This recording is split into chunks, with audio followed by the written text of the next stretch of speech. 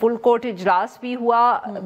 2 things, ایک منصور علی شاہ صاحب نے ویڈیو لنک کے ذریعے اس میں شرکت کی کیونکہ وہ غالباً عمرے پہ گئے ہوئے, اور دوسری طرف جو ایڈ ہاک ججز تھے ان کو نہیں بلایا گیا. Is that correct?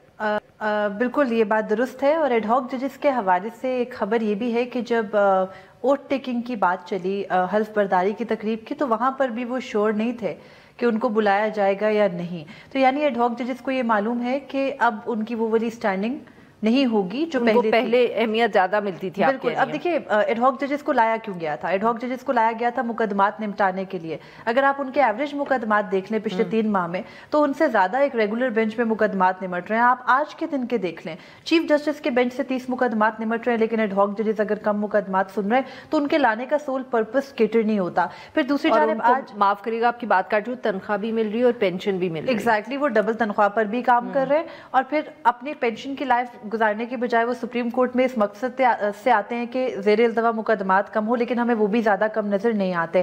اب آج کی جو فل کورٹ میٹنگ ہوئی اس کے اندر تو یہی طے پایا کہ جو زیر التوا مقدمات کا ایک بوجھ ہے 59,000 سے زیادہ ہیں, ان کو کس طریقے سے ہم نے کم کرنا ہے, اور اس کے لیے ایک میکنزم اپنایا گیا. یہ وہ میکنزم ہے جس کے اوپر منصور علی شاہ جنہوں نے چیف جسٹس بننا تھا وہ کافی عرصے سے کام کر رہے تھے. آپ کو معلوم ہوگا لاہور ہائی کورٹ میں بھی انہوں نے کیس مینجمنٹ سسٹم فعال کیا تھا, اور یہاں پر بھی انہوں نے بہت سے وکلا کے ساتھ مشاورت کر کے, موجودہ اور سابق اٹارنی جنرلز کے ساتھ مشاورت کر کے ایک کیس مینجمنٹ سسٹم تیار کر رکھا تھا, اور آج اسی کے اوپر فل کورٹ میں توثیق ہو گئی. تو یعنی پلان جسٹس منصور علی شاہ ہی کا چل رہا ہے, جو انہوں نے ایک پراپرلی اپنا ایک مختلف موقعوں پر بھی وہ اس بارے میں بات کرتے رہے, وہ پبلکلی اس کا ذکر کرتے رہے. It's been no secret. I think ان کے پروبیبلی باقی ججز کو بھی معلوم ہوگا اس کے بارے میں. بٹ سوری مریم صاحب آپ کی بات کاٹ رہی ہوں, I am sure you can complete your comment. But obviously حکومت کی طرف سے جس قسم کے بیانات آ رہے ہیں, آپ کے خیال میں سپریم کورٹ کے ججز اس پہ کچھ اہمیت اس کو دے رہے ہوں گے یا کچھ سوچ رہے ہوں گے اس کے بارے میں؟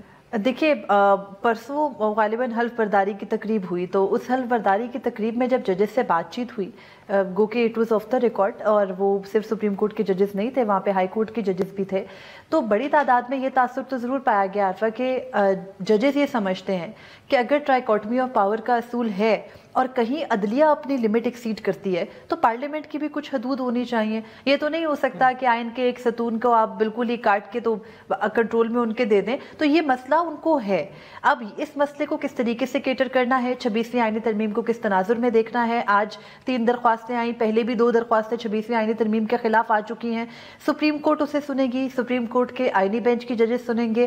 مخصوص نشستوں کے معاملے پر عمل درآمد کون کرائے گا. کنٹیمپٹ کی جو آج اپلیکیشن آئی سکندر سلطان راجہ اور دیگر الیکشن کمیشن کے ممبران کے خلاف, اس کو کہاں سنا جائے گا. اس کے علاوہ جو پریکٹس اینڈ پروسیجر آرڈیننس ہے اس کے خلاف بھی درخواست آئی ہے. کیا اس کی لیگیلٹی کا جو مطالبہ ہے جسٹس منصور علی شاہ کا کہ فل کورٹ بیٹھ کر دیکھے, اس کے اوپر بات چیت ہوئی. تو کچھ اطلاعات یہ ہے کہ آج کی فل کورٹ میں صرف کیس مینجمنٹ کے حوالے سے بات چیت نہیں ہوئی, 2.5-3 گھنٹے پر محیط یہ فل کورٹ تھی, اور اس کے اندر دیگر معاملات کی ڈسکشن بھی ہوئی. لیکن ظاہر ہے کہ وہ ابھی پبلک ڈومین میں نہیں آئے, کیونکہ یہی ججز ہوں گے جو بیٹھ کے اس بارے میں بات چیت کرے ہوں گے. لیکن ججز یہ تاثر ضرور رکھتے ہیں کہ کم از کم جو 26ویں آئینی ترمیم کا تناظر میں جو کچھ کیا گیا اس میں نہیں ہونا چاہیے پارلیمنٹ کا اختیار. یہ ہو سکتا تھا کہ 58ویں ترمیم کے طریقے سے فعال ہو جاتا. اب دیکھیں ہم جوڈیشل کمیشن کے حوالے سے بات کرتے ہیں. جوڈیشل کمیشن نے آئینی بینچز بنانے ہیں.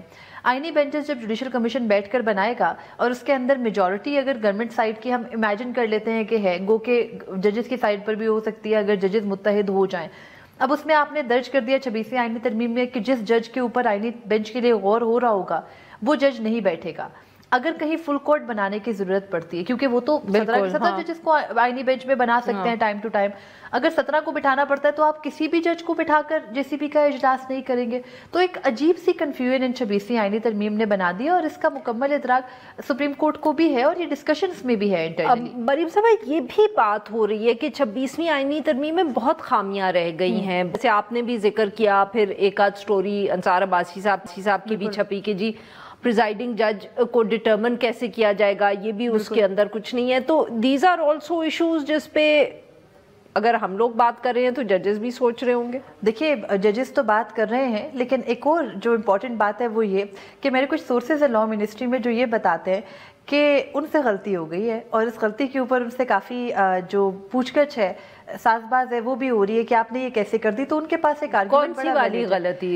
ये एक गलती नहीं है। अच्छा, you're not talking about one's mistake, you're saying बहुत ज्यादा गलतियां हैं। जो सबसे बड़ी संगीन गलती वो समझते हैं, वो ये समझते हैं कि गो के चीफ जस्टिस आया आफरीदी ने इनकार नहीं किया चीफ जस्टिस बनने से। वो कहते हैं अगर वो इनकार कर देते तो फिर जस्टिस मंसूर अली शाह या जस्टिस मुनीब अख्तर को बनाते, तो फिर 26वीं आईनी तरमीम लाने की क्या जरूरत थी? तो ये बात हम नहीं कर रहे, ये तो आप और मैं कर रहे हैं, लेकिन ये लॉ मिनिस्ट्री जिनकी तरफ से ये तरमीम लाई गई, अब वो ये भी कहते हैं तो उनसे पूछताछ भी हो रही है, तो वो क्या कह रहे हैं देयर डिफेंस? वो ये कह रहे हैं कि जब आपने कोalition में गवर्नमेंट बना रखी है, इधर से एक बंदे की एक तजवीज़ है, दूसरी पार्टी की दूसरी है, तीसरी की कुछ और है, 6-7 पार्टियां हैं, तो उन सब की तजवीज़ पे उनके मुताबिक कोई 13 मुसव्विदे थे, और सिर्फ ये होना था कि आप बताते कि फलां पार्टी नहीं मान रही तो इस मुसव्विदे ने जाना था, आप बताते कि मौलाना नहीं राजी तो इस मुसव्विदे ने जाना था। यानी आपने बैकअप पर 13 मुसव्विदे रखे थे, लेकिन फाइनल ड्राफ्टिंग आपने उसकी दुरुस्त नहीं की।